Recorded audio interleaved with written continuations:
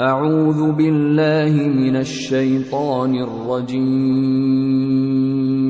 بسم الله الرحمن الرحيم Assalamualaikum.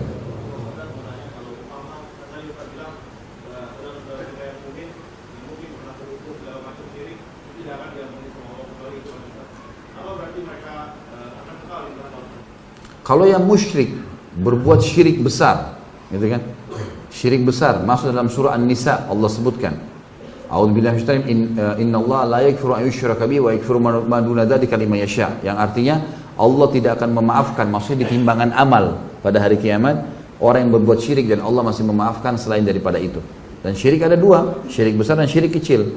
Kalau syirik besar seperti menyembelih di kuburan untuk selain Allah, gitu kan? Menyembah, minta-minta doa kepada benda-benda mati bukan kuburan, ya. Ini semua adalah merupakan syirik besar. Dan ini harus taubat nasuha, harus taubat, memperbaiki. Ya, boleh lagi dia bergantung pada makhluk, ya, pada benda. Umar bin Khattab pernah menebang pohon yang dikenal dengan pohon Bai'atur Ridwan, ya.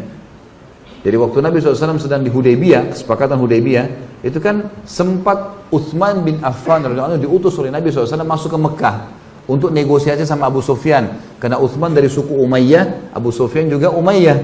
Nego nih supaya ini kita mau umroh kok ditahan. Ternyata di dalam Mekah Utsman ditahan radhiyallahu anhu. Maka Nabi SAW mengambil baiat, Nabi dikenal dengan baiat Ridwan, ya. Jadi Nabi SAW berdiri di bawah sebuah pohon di situ di Hudaybiyah. Kemudian beliau mengambil baiat. Baiat itu kesepakatan setia. 1398 orang sahabat, gitu kan? Ada satu orang munafik nggak ikut. Waktu dibaiat oleh Nabi SAW, dia sembunyi di antara untahnya. Mereka jumlahnya 1400 orang sama Nabi SAW. Dikurangi satu orang munafik 1399. Maka sahabat-sahabat yang membaiat Nabi SAW 1398. Sebenarnya 1397 Utsman tidak ikut, tapi Nabi SAW waktu itu tahu Utsman ditahan di Mekah, maka beliau pun mengambil baiat. Sekarang saatnya kita kalau ada apa-apa Utsman tidak dikembalikan, kita serang Mekah nih. Serang Mekah, gitu kan? Terjadi peperangan. Dibaiatlah satu-satu. Ya Rasulullah, saya akan setia dengan Anda, ya, saya akan setia dengan Anda di dunia dan di akhirat, gitu.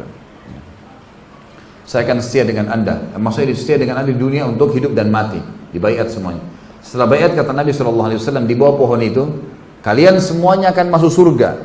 Dijamin.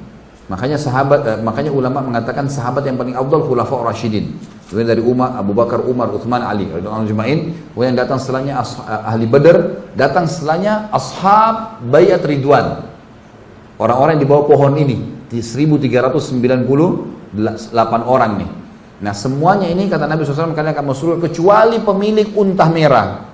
Ada orang munafik yang tidak mau baiat, sembunyi-sembunyi di belakang untah, gitu kan?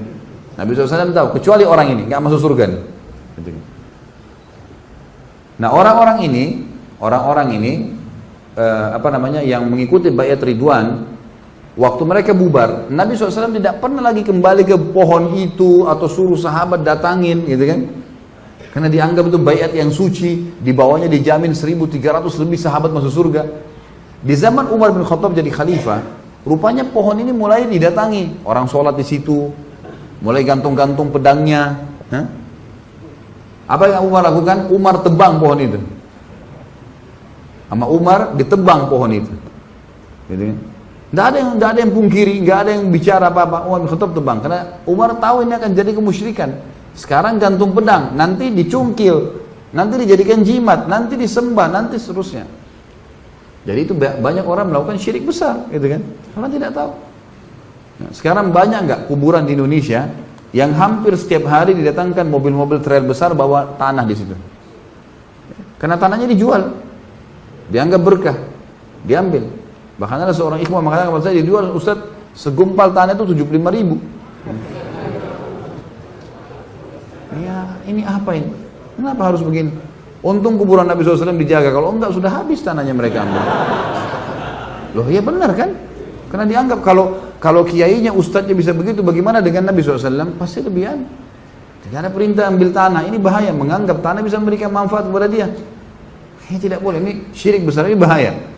Ini sudah berbahaya. Kalau syirik besar, kata para ulama, berbahayanya adalah bisa masuk ke masalah keluarnya dari Islam. Dia berbuat syirik, dia harus mengulangi syahadatnya, kemudian dia taubat nasuha kepada Allah, gitu kan. Dia tinggalkan semua itu. Ada yang kedua syirik kecil, riya, berindah ibadah karena makhluk. Nah, ini tidak mengeluarkan seseorang dari Islam. Nah, kalau dia sempat syirik besar dan tidak taubat sebelum meninggal, ini masuk dalam ancaman An-Nisa tadi. Masalah kekal tidak kekal itu disebutkan memang Allah tidak akan ampuni. Maka mereka akan kekal di situ. Nanti insya Allah bahasan tentang neraka juga akan ada penyebutan tentang sebab-sebab orang masuk neraka dan beberapa dosa-dosa yang menyebabkan orang kekal dalam api neraka. Allahu a'lam.